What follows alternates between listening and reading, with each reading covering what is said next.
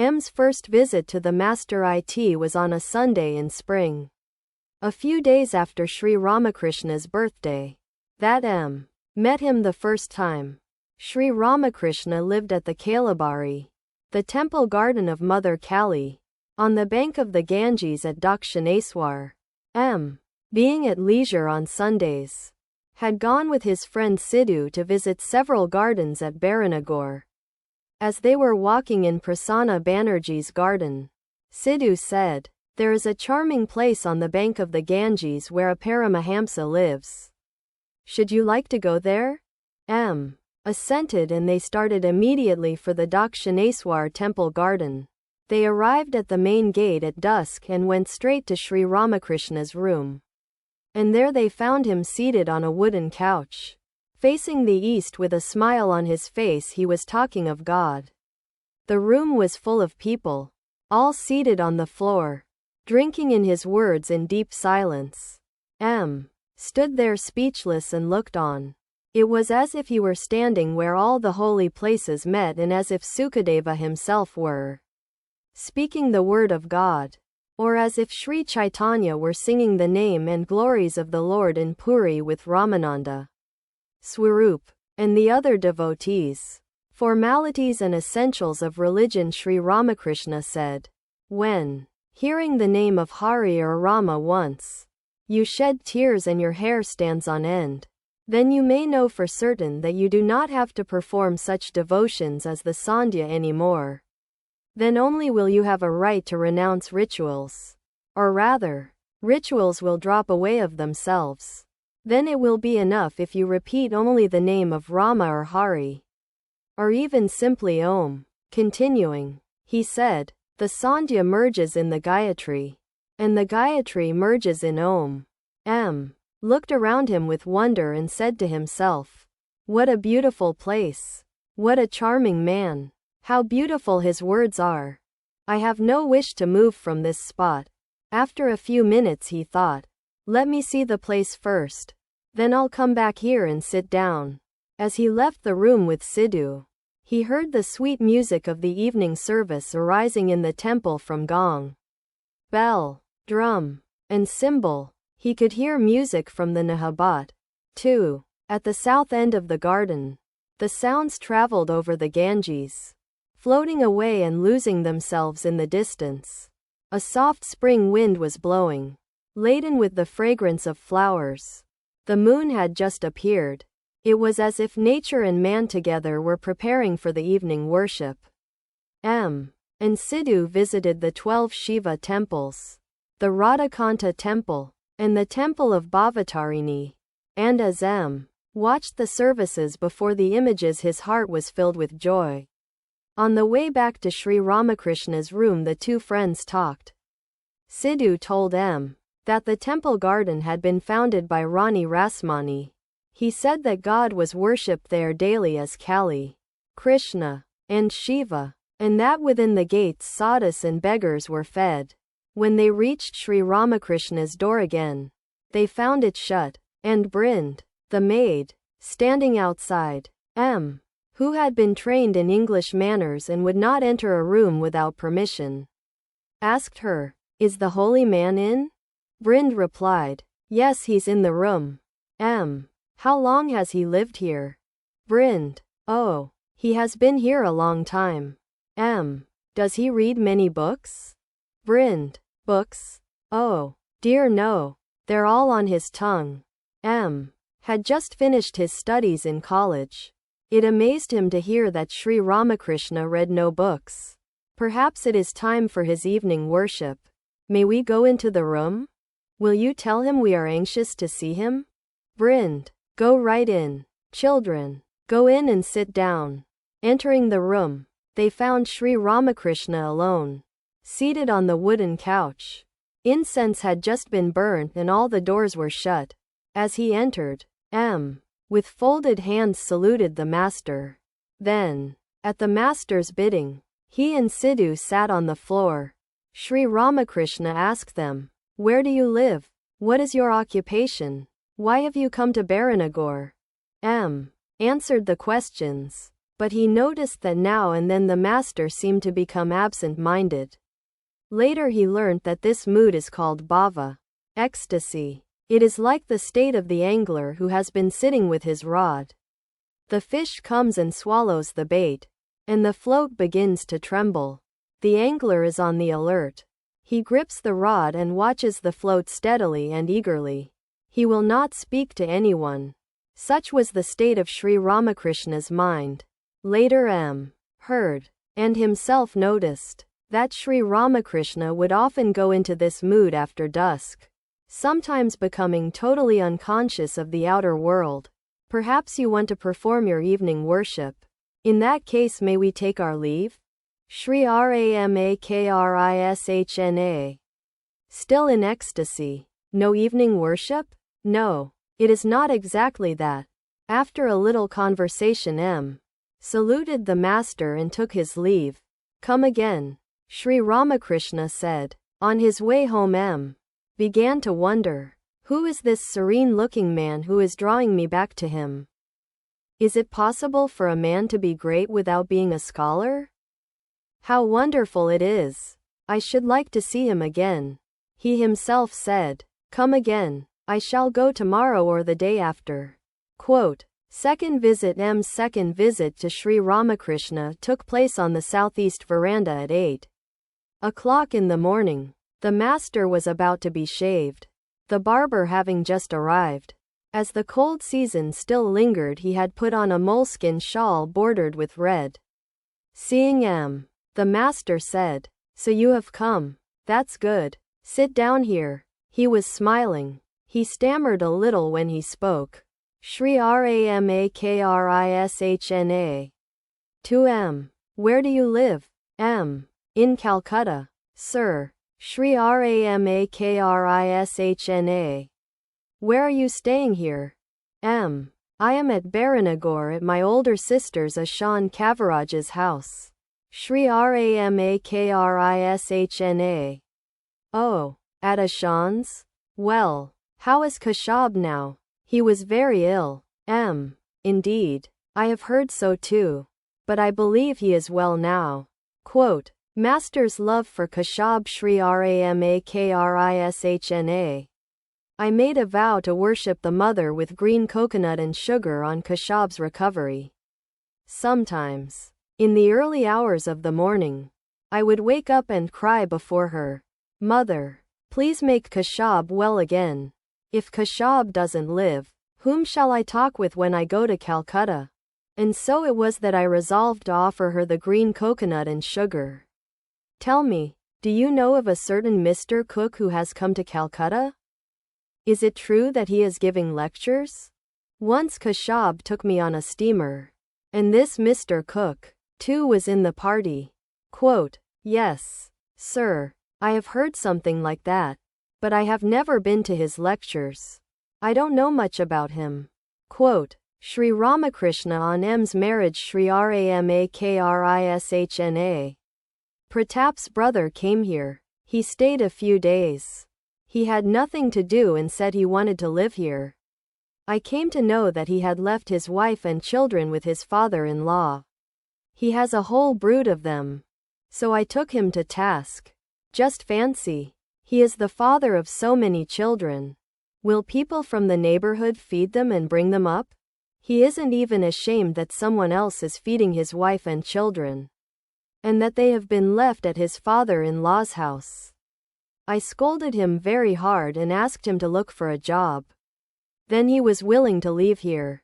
Are you married? M. Yes, sir. Sri Ramakrishna. With a shudder. Oh, Ramlal. Alas. He is married. Like one guilty of a terrible offense. M. Sat motionless, his eyes fixed on the ground. He thought, is it such a wicked thing to get married? The master continued, have you any children? M. This time could hear the beating of his own heart. He whispered in a trembling voice. Yes, sir, I have children. Very sadly Sri Ramakrishna said. Ah me, he even has children. Thus rebuked M. Sat speechless. His pride had received a blow. After a few minutes, Sri Ramakrishna looked at him kindly and said affectionately, "You see, you have certain good signs. I know them by looking at a person's forehead, his eyes, and so on. Tell me, now, what kind of person is your wife? Has she spiritual attributes? Or is she under the power of avidya? She is all right, but I am afraid she is ignorant." Master, with evident displeasure, "And you are a man of knowledge." Had yet to learn the distinction between knowledge and ignorance. Up to this time his conception had been that one got knowledge from books and schools. Later on he gave up this false conception. He was taught that to know God is knowledge, and not to know Him, ignorance. When Sri Ramakrishna exclaimed, "And you are a man of knowledge," M's ego was again badly shocked. "God with and without form, Master. Well, do you believe in God with form or without form?" Rather surprised, said to himself, "How can one believe in God without form when one believes in God with form? And if one believes in God without form, how can one believe that God has a form? Can these two contradictory ideas be true at the same time? Can a white liquid like milk be black? Sir, I like to think of God as formless." Master, very good. It is enough to have faith in either aspect. You believe in God without form. That is quite all right. But never for a moment think that this alone is true and all else false. Remember that God with form is just as true as God without form. But hold fast to your own conviction. The assertion that both are equally true amazed M. He had never learnt this from his books. Thus his ego received a third blow. But since it was not yet completely crushed, he came forward to argue with the master a little more. "God and the clay image, sir. Suppose one believes in God with form. Certainly he is not the clay image." Master, interrupting, "But why clay? It is an image of spirit." Could not quite understand the significance of this image of spirit. "But, sir," he said to the master, "one should explain to those who worship the clay image that it is not God. And that, while worshipping it, they should have God in view and not the clay image. One should not worship clay." God the only real teacher, Master. Sharply. "That's the one hobby of you Calcutta people, giving lectures and bringing others to the light. Nobody ever stops to consider how to get the light himself. Who are you to teach others? He who is the Lord of the universe will teach everyone. He alone teaches us. Who has created this universe?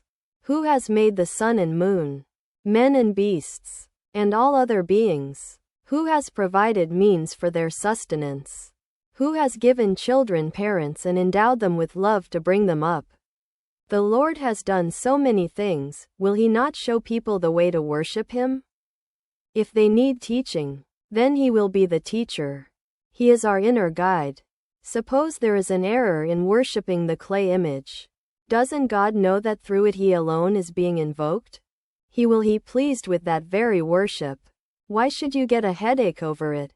You had better try for knowledge and devotion yourself." This time M. felt that his ego was completely crushed. He now said to himself, "Yes, he has spoken the truth. What need is there for me to teach others? Have I known God? Do I really love Him? I haven't room enough for myself in my bed, and I am inviting my friend to share it with me. I know nothing about God, yet I am trying to teach others. What a shame! How foolish I am! This is not mathematics or history or literature, that one can teach it to others. No, this is the deep mystery of God. What He says appeals to me." This was M's first argument with the master, and happily his last. "Master, you were talking of worshipping the clay image. Even if the image is made of clay, there is need for that sort of worship. God Himself has provided different forms of worship. He who is the Lord of the universe has arranged all these forms to suit different men in different stages of knowledge. The mother cooks different dishes to suit the stomachs of her different children. Suppose she has 5 children.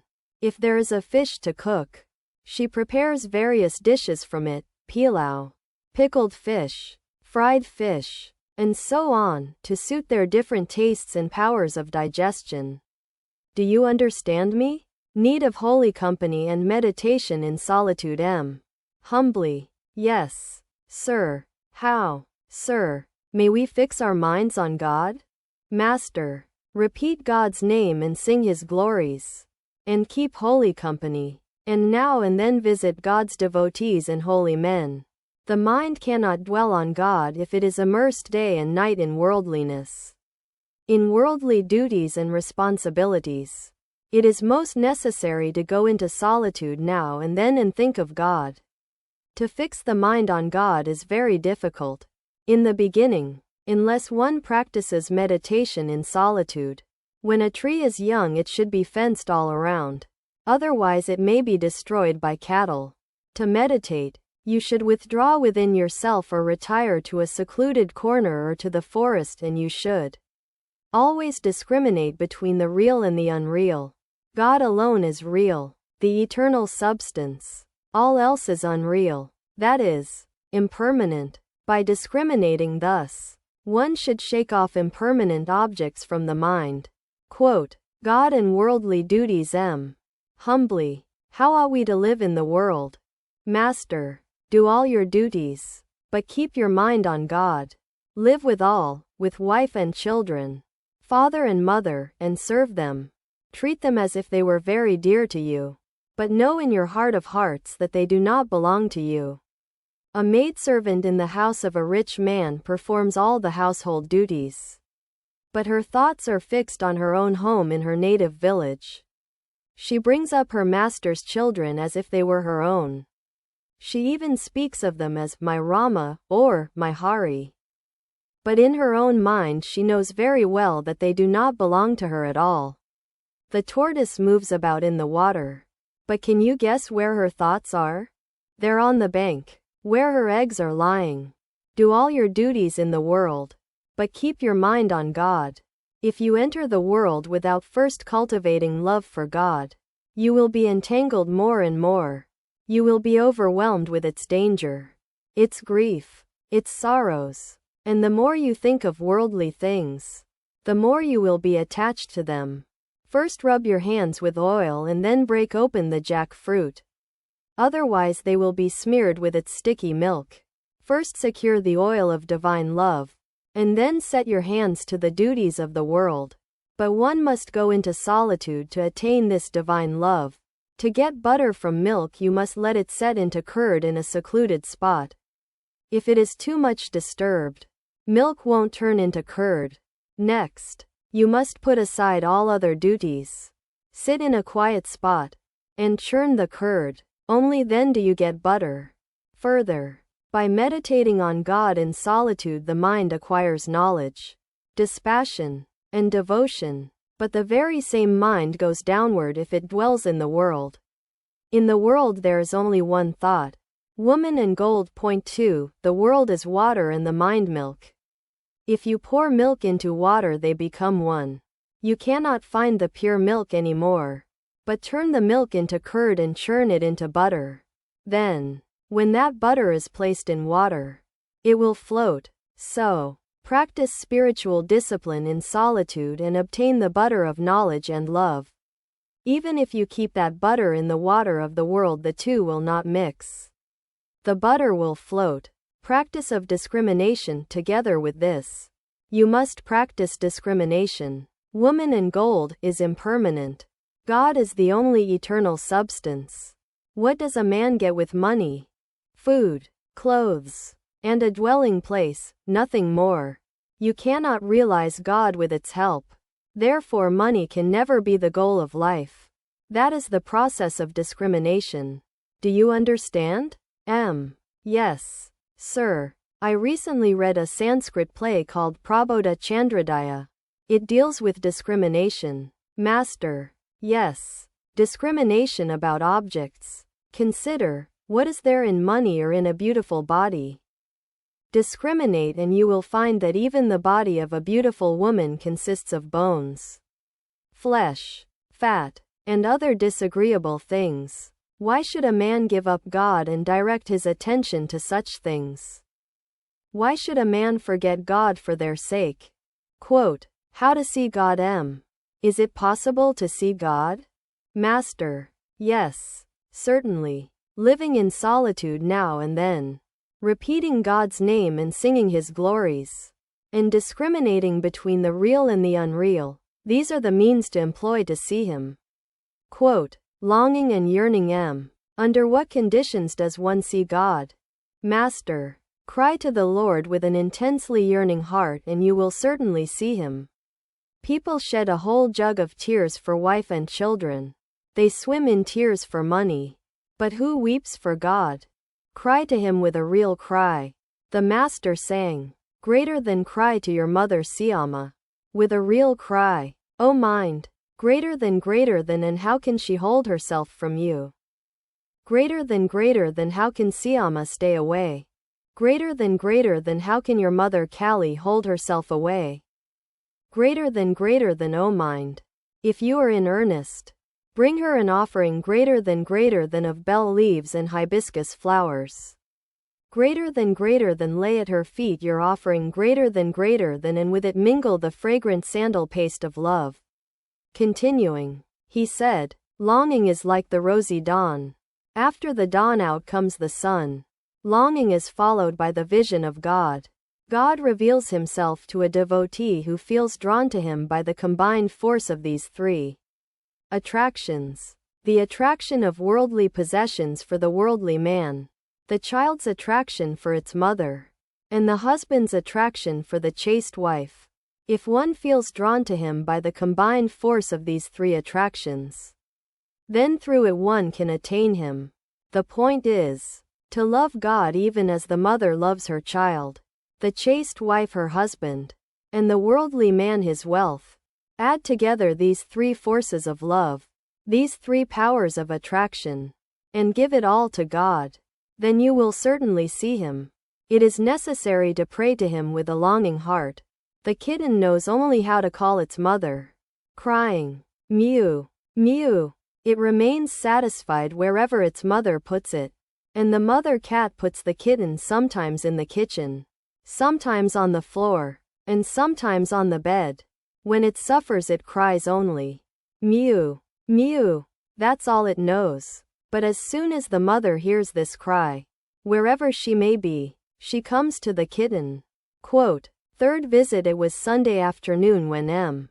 came on his third visit to the Master. He had been profoundly impressed by his first two visits to this wonderful man.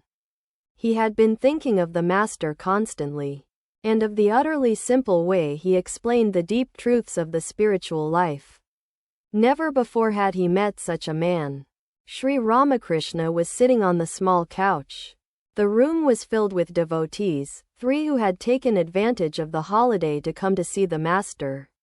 M. had not yet become acquainted with any of them, so he took his seat in a corner. The Master smiled as he talked with the devotees. Narendra, he addressed his words particularly to a young man of 19, named Narendranath, who was a college student and frequented the Sadharan Brahmo Samaj. His eyes were bright, his words were full of spirit, and he had the look of a lover of God. How the spiritually minded should look upon the worldly. Guessed that the conversation was about worldly men, who look down on those who aspire to spiritual things. The Master was talking about the great number of such people in the world, and about how to deal with them. Master. To Narendra, how do you feel about it? Worldly people say all kinds of things about the spiritually minded. But look here. When an elephant moves along the street, any number of curs and other small animals may bark and cry after it. But the elephant doesn't even look back at them. If people speak ill of you, what will you think of them? Narendra. I shall think that dogs are barking at me. Quote, God in every being. Master. Smiling. Oh, no, you mustn't go that far, my child. Laughter. God dwells in all beings. But you may be intimate only with good people. You must keep away from the evil-minded. God is even in the tiger. But you cannot embrace the tiger on that account. Laughter. You may say, why run away from a tiger? Which is also a manifestation of God. The answer to that is, those who tell you to run away are also manifestations of God, and why shouldn't you listen to them? Single quote. Parable of the Elephant God. Let me tell you a story. In a forest there lived a holy man who had many disciples. One day he taught them to see God in all beings and, knowing this, to bow low before them all. A disciple went to the forest to gather wood for the sacrificial fire. Suddenly he heard an outcry. Get out of the way. A mad elephant is coming. All but the disciple of the holy man took to their heels. He reasoned that the elephant was also God in another form. Then why should he run away from it? He stood still, bowed before the animal, and began to sing its praises. The mahiu of the elephant was shouting, run away, run away. But the disciple didn't move. The animal seized him with its trunk, cast him to one side, and went on its way. Hurt and bruised, the disciple lay unconscious on the ground. Hearing what had happened, his teacher and his brother disciples came to him and carried him to the hermitage. With the help of some medicine he soon regained consciousness. Someone asked him, you knew the elephant was coming, why didn't you leave the place? But, he said, our teacher has told us that God himself has taken all these forms of animals as well as men. Therefore, thinking it was only the elephant God that was coming, I didn't run away. At this the teacher said, yes, my child, it is true that the elephant God was coming. But the mahiu God forbade you to stay there. Since all are manifestations of God, why didn't you trust the mahiu's words? You should have heeded the words of the mahiu God. Laughter. It is said in the scriptures that water is a form of God. But some water is fit to be used for worship, some water for washing the face, and some only for washing plates or dirty linen. This last sort cannot be used for drinking or for a holy purpose. In like manner, God undoubtedly dwells in the hearts of all, holy and unholy, righteous and unrighteous. But a man should not have dealings with the unholy, the wicked, the impure. He must not be intimate with them. With some of them he may exchange words, but with others he shouldn't go even that far. He should keep aloof from such people. Quote, how to deal with the wicked. A devotee. Sir, if a wicked man is about to do harm, or actually does so, should we keep quiet then? Master, a man living in society should make a show of tamas to protect himself from evil-minded people. But he should not harm anybody in anticipation of harm likely to be done him. Parable of the snake. Listen to a story. Some cowherd boys used to tend their cows in a meadow where a terrible poisonous snake lived. Everyone was on the alert for fear of it. One day a brahmachari was going along the meadow. The boys ran to him and said, revered sir, please don't go that way. A venomous snake lives over there. What of it, my good children? Said the brahmachari. I am not afraid of the snake. I know some mantras. So saying, he continued on his way along the meadow. But the cowherd boys, being afraid, did not accompany him. In the meantime the snake moved swiftly toward him with upraised hood. As soon as it came near, he recited a mantra, and the snake lay at his feet like an earthworm. The brahmachari said, look here, why do you go about doing harm? Come, I will give you a holy word. By repeating it you will learn to love God. Ultimately you will realize him and so get rid of your violent nature. Saying this, he taught the snake a holy word and initiated him into spiritual life. The snake bowed before the teacher and said, revered sir, how shall I practice spiritual discipline? Repeat that sacred word, said the teacher, and do no harm to anybody. As he was about to depart, The Brahmachari said, I shall see you again. Some days passed and the cowherd boys noticed that the snake would not bite. They threw stones at it. Still it showed no anger. It behaved as if it were an earthworm. One day one of the boys came close to it, caught it by the tail, and, whirling it round and round, dashed it again and again on the ground and threw it away. The snake vomited blood and became unconscious. It was stunned. It could not move. So, thinking it dead, the boys went their way. Late at night the snake regained consciousness. Slowly and with great difficulty it dragged itself into its hole. Its bones were broken and it could scarcely move. Many days passed. The snake became a mere skeleton covered with a skin. Now and then, at night, it would come out in search of food. For fear of the boys it would not leave its hole during the daytime. Since receiving the sacred word from the teacher, it had given up doing harm to others. It maintained its life on dirt, leaves, or the fruit that dropped from the trees. About a year later the Brahmachari came that way again and asked after the snake. The cowherd boys told him that it was dead, but he couldn't believe them. He knew that the snake would not die before attaining the fruit of the holy word with which it had been initiated. He found his way to the place and, searching here and there, called it by the name he had given it.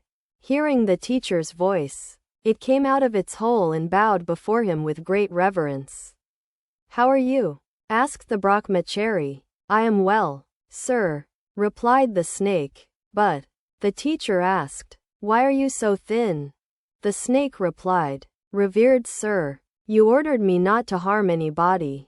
So I have been living only on leaves and fruit. Perhaps that has made me thinner. The snake had developed the quality of sattva. It could not be angry with anyone. It had totally forgotten that the cowherd boys had almost killed it. The Brahmachari said, it can't be mere want of food that has reduced you to this state. There must be some other reason. Think a little. Then the snake remembered that the boys had dashed it against the ground. It said, yes, revered sir, now I remember. The boys one day dashed me violently against the ground. They are ignorant. After all, they didn't realize what a great change had come over my mind. How could they know I wouldn't bite or harm anyone? The Brahmachari exclaimed, what a shame. You are such a fool. You don't know how to protect yourself. I asked you not to bite, but I didn't forbid you to hiss. Why didn't you scare them by hissing? So you must hiss at wicked people. You must frighten them lest they should do you harm. But never inject your venom into them. One must not injure others. In this creation of God there is a variety of things. Men, animals, trees, plants. Among the animals some are good, some bad. There are ferocious animals like the tiger. Some trees bear fruit sweet as nectar, and others bear fruit that is poisonous. Likewise, among human beings, there are the good and the wicked, the holy and the unholy. There are some who are devoted to God, and others who are attached to the world. 4 classes of men. Men may be divided into 4 classes. Those bound by the fetters of the world, the seekers after liberation, the liberated, and the ever-free. Among the ever-free we may count sages like Narada. They live in the world for the good of others, to teach men spiritual truth. Those in bondage are sunk in worldliness and forgetful of God. Not even by mistake do they think of God. The seekers after liberation want to free themselves from attachment to the world. Some of them succeed and others do not. The liberated souls, such as the sadhus and mahatmas, are not entangled in the world, in woman and gold. Their minds are free from worldliness. Besides, they always meditate on the lotus feet of God. Suppose a net has been cast into a lake to catch fish. Some fish are so clever that they are never caught in the net. They are like the ever-free. But most of the fish are entangled in the net. Some of them try to free themselves from it, and they are like those who seek liberation. But not all the fish that struggle succeed. A very few do jump out of the net, making a big splash in the water. Then the fishermen shout, "Look, there goes a big one." But most of the fish caught in the net cannot escape, nor do they make any effort to get out. On the contrary, they burrow into the mud with the net in their mouths and lie there quietly, thinking, "We need not fear any more. We are quite safe here." But the poor things do not know that the fishermen will drag them out with the net. These are like the men bound to the world. The bound souls are tied to the world by the fetters of woman and gold. They are bound hand and foot, thinking that woman and gold will make them happy and give them security. They do not realize that it will lead them to annihilation. When a man thus bound to the world is about to die, his wife asks, "You are about to go, but what have you done for me?" Again, such is his attachment to the things of the world that, when he sees the lamp burning brightly, he says, "Dim the light, too much oil is being used," and he is on his deathbed. The bound souls never think of God. If they get any leisure, they indulge in idle gossip and foolish talk, or they engage in fruitless work. If you ask one of them the reason, he answers, "Oh, I cannot keep still, so I am making a hedge." When time hangs heavy on their hands, they perhaps start playing cards. There was deep silence in the room. Redeeming power of faith, a devotee. "Sir, is there no help, then, for such a worldly person?" "Master, certainly there is. From time to time he should live in the company of holy men, and from time to time go into solitude to meditate on God. Furthermore, he should practice discrimination and pray to God, 'Give me faith and devotion.' Once a person has faith, he has achieved everything. There is nothing greater than faith. To Kedar, you must have heard about the tremendous power of faith. It is said in the Purana that Rama, who was God himself, the embodiment of absolute Brahman, had to build a bridge to cross the sea to Ceylon. But Hanuman, trusting in Rama's name, cleared the sea in one jump and reached the other side. He had no need of a bridge. All laugh. Once a man was about to cross the sea. Bibhishana wrote Rama's name on a leaf, tied it in a corner of the man's wearing cloth, and said to him, "Don't be afraid. Have faith and walk on the water. But look here, the moment you lose faith you will be drowned." The man was walking easily on the water. Suddenly he had an intense desire to see what was tied in his cloth. He opened it and found only a leaf with the name of Rama written on it. "What is this?" he thought. "Just the name of Rama." As soon as doubt entered his mind, he sank under the water. If a man has faith in God, then even if he has committed the most heinous sins, such as killing a cow, a Brahmin, or a woman, he will certainly be saved through his faith. Let him only say to God, "O Lord, I will not repeat such an action." And he need not be afraid of anything. When he had said this, the master sang, "Greater than if only I can pass away repeating Durga's name. Greater than how canst thou then, O Blessed One. Greater than withhold from me deliverance. Greater than wretched though I may be. Greater than the first of may have stolen a drink of wine, or killed a child unborn, or slain greater than a woman or a cow. Greater than or even caused a Brahmin's death. Greater than but, though it all be true, greater than nothing of this can make me feel the least uneasiness. Greater than for through the power of thy sweet name, greater than my wretched soul may still aspire greater than even to Brahmanhood." Parable of the Homa bird pointing to Narendra. The master said, "You all see this boy. He behaves that way here. A naughty boy seems very gentle when with his father, but he is quite another person when he plays in the chandni." Narendra and people of his type belong to the class of the ever-free. They are never entangled in the world. When they grow a little older, they feel the awakening of inner consciousness and go directly toward God. They come to the world only to teach others. They never care for anything of the world. They are never attached to woman and gold. The Vedas speak of the Homa bird. It lives high up in the sky and there it lays its egg. As soon as the egg is laid it begins to fall. But it is so high up that it continues to fall for many days. As it falls it hatches. And the chick falls. As the chick falls its eyes open. It grows wings. As soon as its eyes open, it realizes that it is falling and will be dashed to pieces on touching the earth. Then it at once shoots up toward the mother bird high in the sky. At this point Narendra left the room. Kedar, Prankrishna, M. and many others remained. Master praises Narendra. Master. You see, Narendra excels in singing, playing on instruments, study, and everything. The other day he had a discussion with Kedar and tore his arguments to shreds. All laugh. 2M. Is there any book in English on reasoning? Yes, sir, there is. It is called Logic. Master, tell me what it says. M. was a little embarrassed. He said, one part of the book deals with deduction from the general to the particular. For example, all men are mortal. Scholars are men. Therefore scholars are mortal. Another part deals with the method of reasoning from the particular to the general. For example, this crow is black. That crow is black. The crows we see everywhere are black. Therefore all crows are black.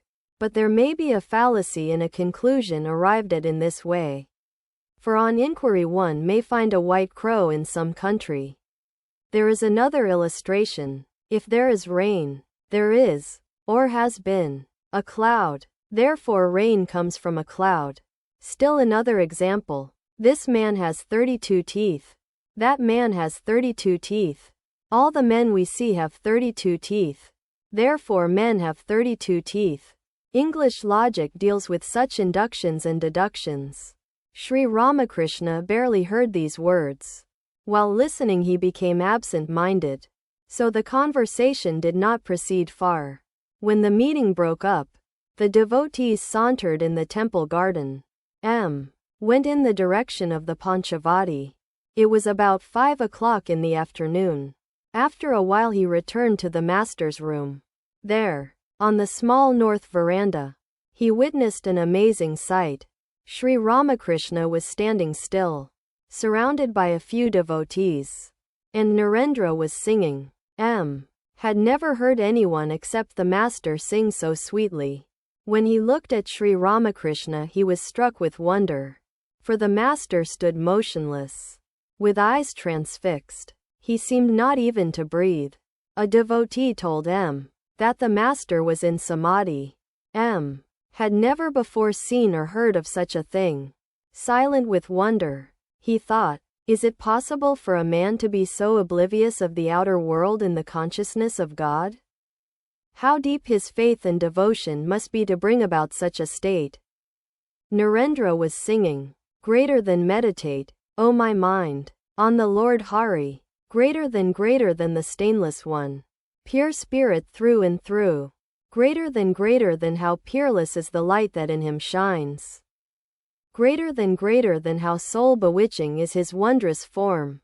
Greater than how dear is he to all his devotees. Greater than ever more beauteous in fresh blossoming love. Greater than that shames the splendor of a million moons.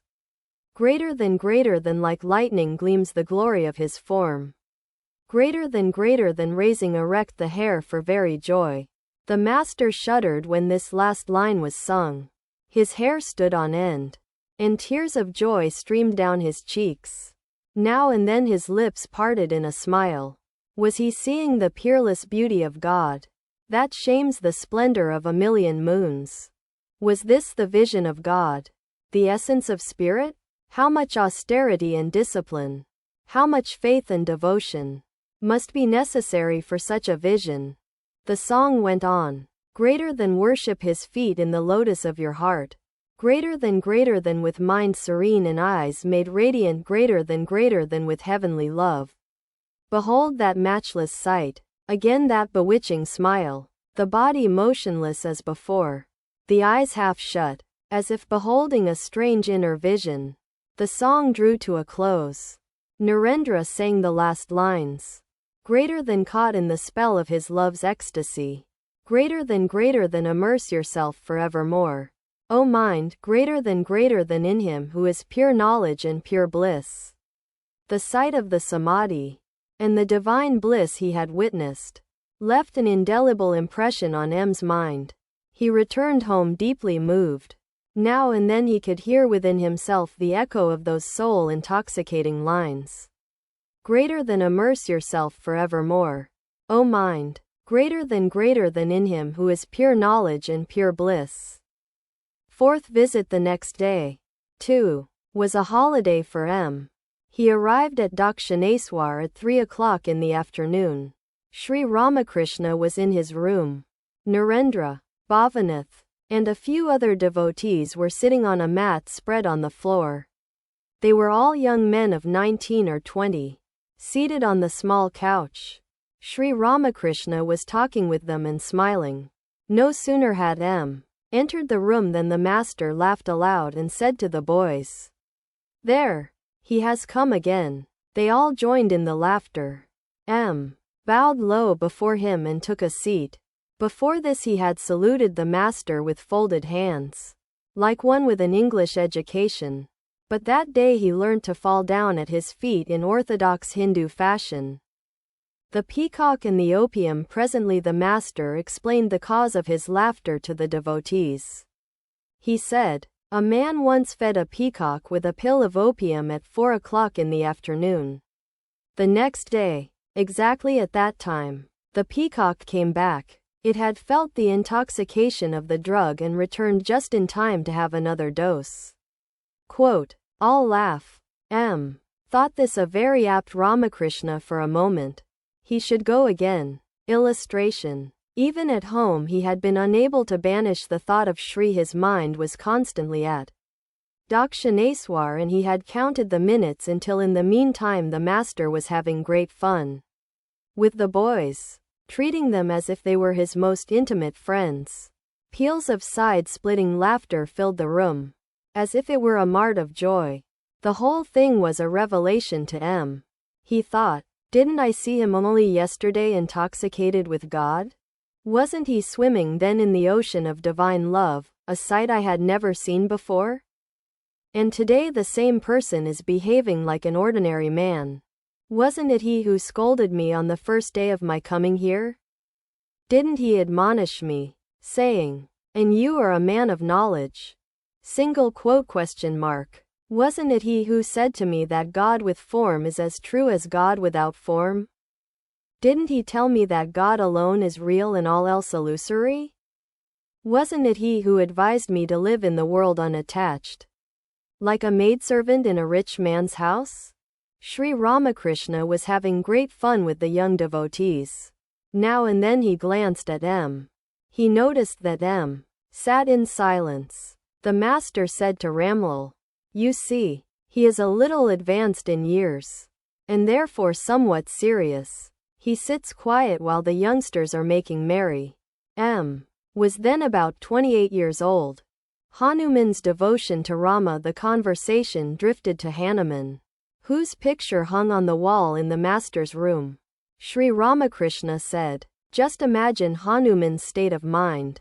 He didn't care for money, honor, creature comforts, or anything else. He longed only for God."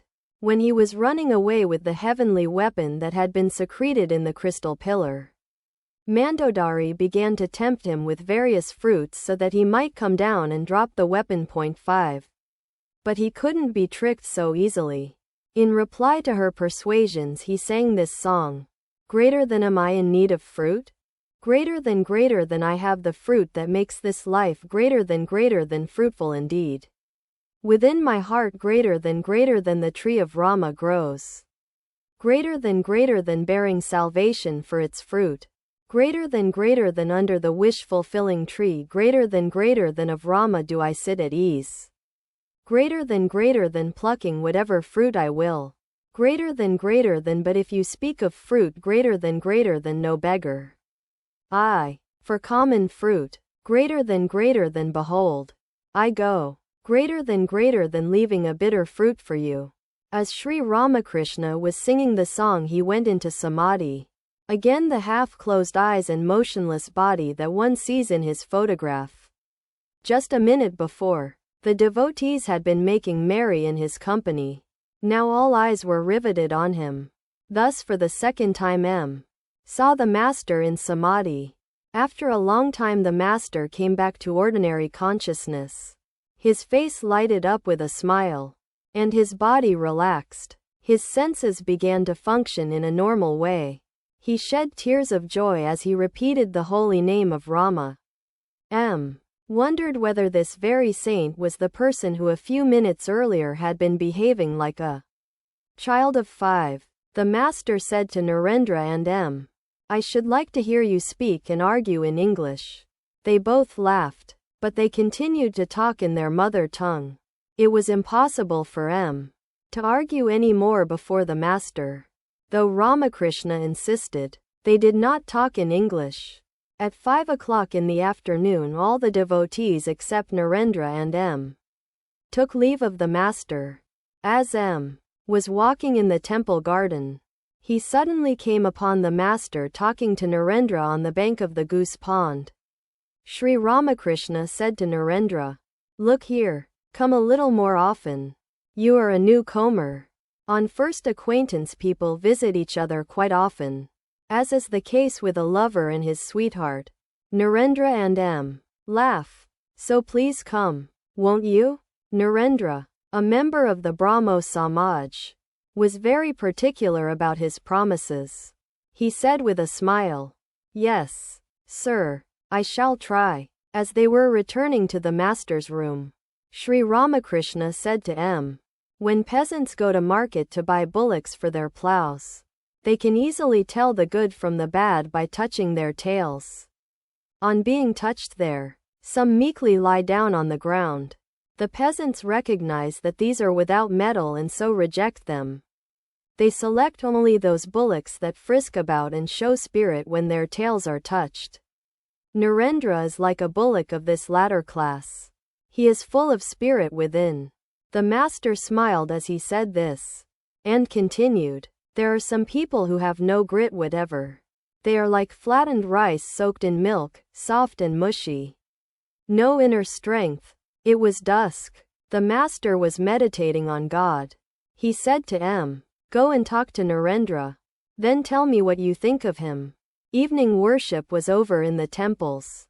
M. met Narendra on the bank of the Ganges and they began to converse. Narendra told M. about his studying in college, his being a member of the Brahmo Samaj, and so on. It was now late in the evening and time for M's departure.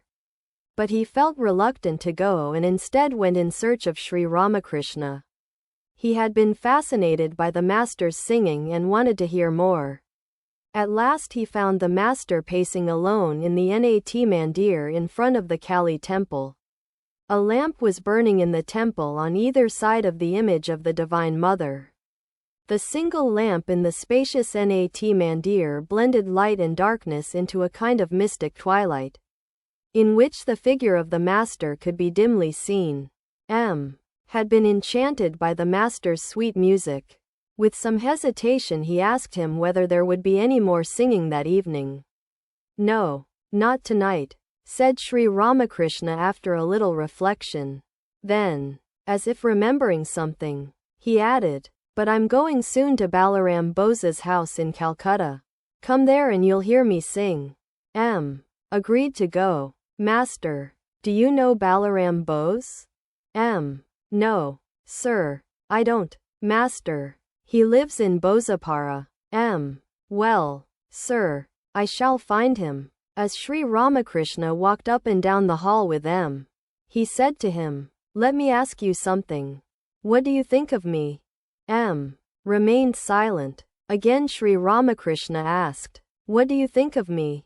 How many annas of knowledge of God have I?" "I don't understand what you mean by annas. But of this I am sure. I have never before seen such knowledge.